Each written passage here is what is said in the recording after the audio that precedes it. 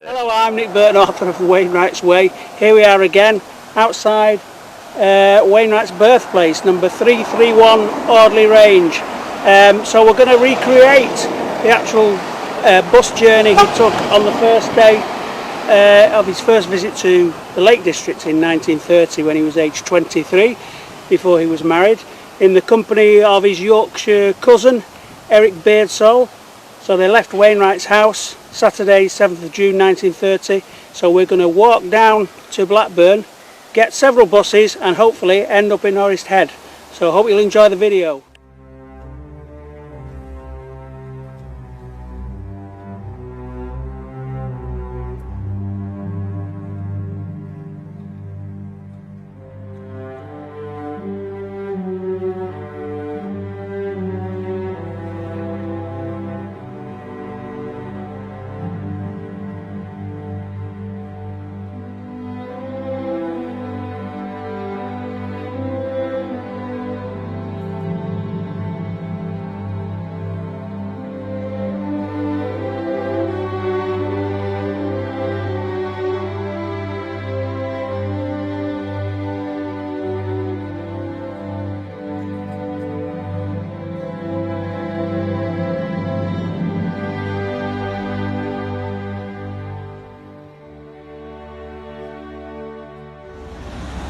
Okay, so here we are. We set off from Wainwright's house about 9:30. It's 9:30. It's now 10 o'clock, so it takes about half an hour to walk in. So he would have walked in. This would have been the bus station where Wainwright caught the first Ribble bus from Blackburn to Preston. This was known as the Boulevard. It's now been redeveloped as one cathedral square, big open space. So the only thing that will remember Wainwright in 1930 is the statue of Queen Victoria at the back of me, if you can see that. There's old Queen Victoria, which was unveiled in 1905. So she's the only one that remembers Alfred and Eric getting the bus. So the actual new bus station has moved about 5 minutes near the shopping centre, so we're going to walk that way now.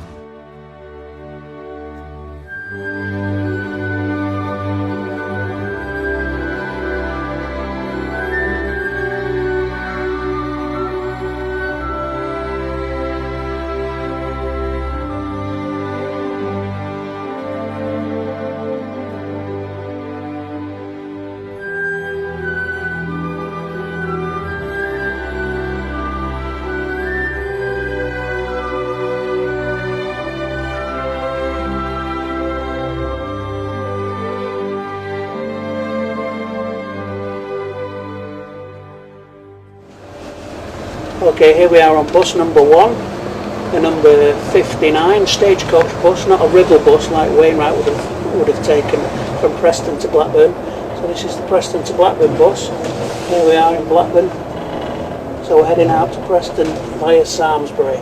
So on the left hand side here is Blackburn Town Hall, where Wainwright worked in the 1930s and left in 1941 to go to Kendal. This building here on the left.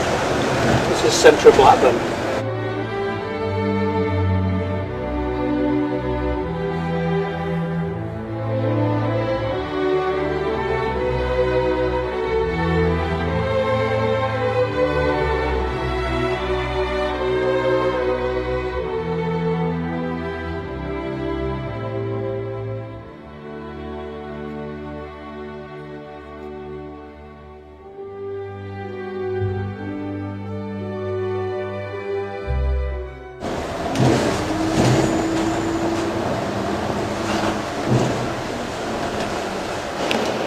So here we are at Preston bus station, the famous iconic bus station, about 11 o'clock in the morning. Back in 1930, when we got the bus from Preston to Windermere, and he would have used the old Ribble bus timetable. That's the 1930s edition. And at that day it was the golden age of the Ribble motor bus, lots of buses going up from Manchester and Liverpool to Scotland. And so he got a bus straight to Windermere. There is a bus from Preston to Windermere. There's only one of them and we've missed it. So we need to get a bus from Preston to Lancaster, which is the 40 or 41 on stand number 2. So we'll see you in Lancaster.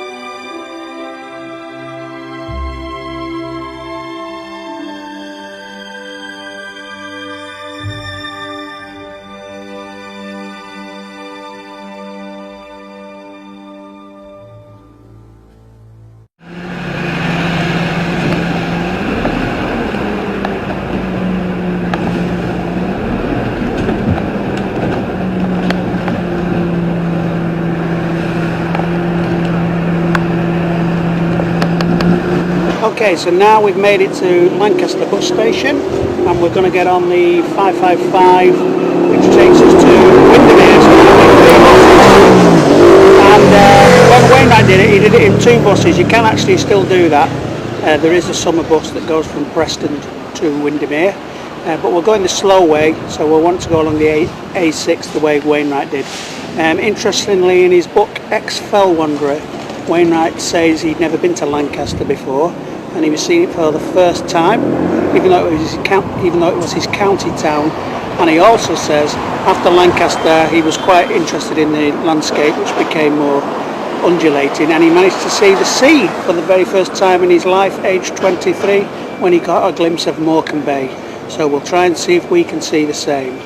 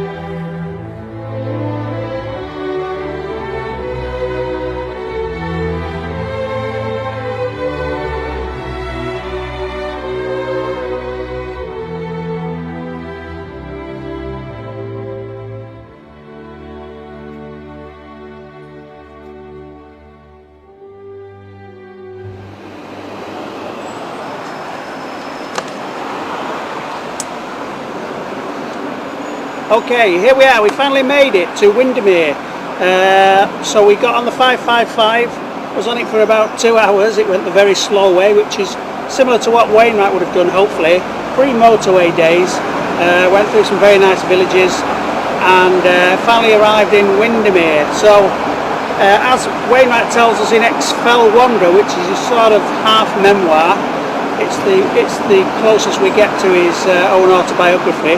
He tells us that he went up Orrest Head first on his itinerary when he arrived on the bus from Preston, when he got off at Windermere, and so that was the first thing he did, which was always recommended in the old Victorian guidebooks, the Baddeley guidebook.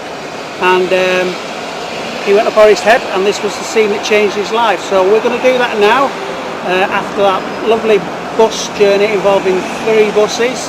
And we'll see you at the top.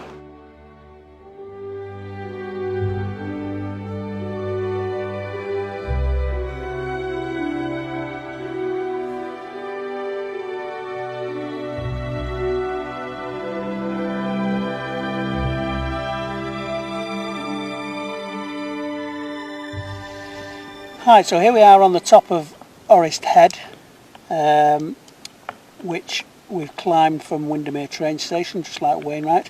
I've just been checking the old Ribble timetable, and I've worked it out that it took Wainwright about 3 hours 10 minutes from Blackburn station to Windermere train station. It took us slightly longer, about 3.5 hours, but that we did have a little stop in Lancaster, and we got the very slow bus from Lancaster to Windermere. So not much difference really, and I'm sure there's a lot more traffic now. We've had to stop several times trying to pull out of junctions.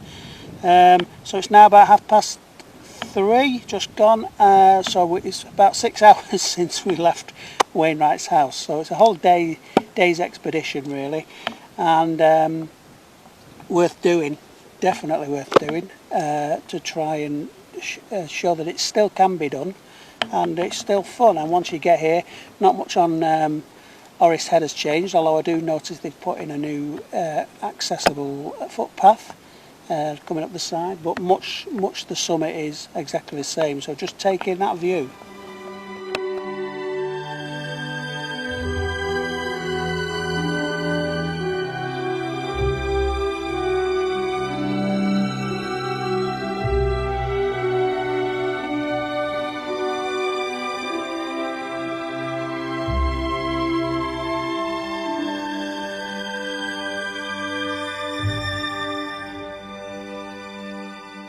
Okay, so we're still on Orrest Head.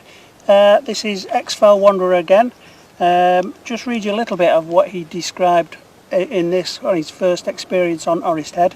Alighting from the bus, our first objective, according to my itinerary, was Orrest Head, a recommended viewpoint nearby. Our way led up a lane amongst lovely trees, passing large houses that seemed to me like castles with gardens fragrant with flowers. I thought how wonderful it must be to live in a house with a garden. The sun was shining, the birds singing. We went on climbing steadily under a canopy of foliage, the path becoming rougher, and then quite suddenly we emerged from the shadows of the trees and were on a bare headland, and as though a curtain had dramatically been torn aside, beheld a truly magnificent view. It was a moment of magic, a revelation so unexpected that I stood transfixed, unable to believe my eyes. I saw mountain ranges, one after another, the nearest starkly etched, those beyond fading into the blue distance. And he goes on to say, God was in his heaven that day, and I a humble worshipper. So you can see it's took him about 3 hours to get out of Blackburn, and he's turned into a great poet, suddenly a man of great inspiration. And if you want to know more about Orrest Head, he did actually put it in his outlying fells of Lakeland, so not in one of his 214 Wainwright fells. And again he says, Orrest Head, for many of us, is where we came in, our first ascent in Lakeland, our first sight of mountains in tumultuous array across glittering waters, our awakening to beauty. And he goes on to say, dare we hope there will be another Orrest Head over the threshold of the next heaven. So let's hope he found that Orrest Head in heaven. And if I'll just give a little plug for my book, which I'm hoping to republish later this year in the autumn, Wainwright's Way, which is the journey on foot from Blackburn to Windermere, based on Wainwright's life, and it includes a lot of his first visit to the Lake District.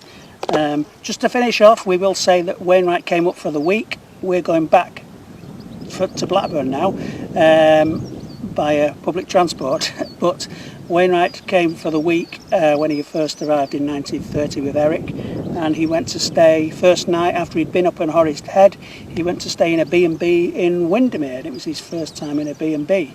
And the next day he headed up over the High Street range, going to Pooley Bridge, up the Troutbeck Valley, over Froswick, Hillbell, over onto High Street, carried on to Pooley Bridge and stayed in another B&B. And it became a week of walking with Eric that transformed his life. A world away from Blackburn, yet only 3 or 4 hours away by bus, you know, so it was really an eye-opener for him. And thank you for watching the video. Thanks to my brilliant cameraman Billy, and we'll see you again for another video soon. Have a nice weekend.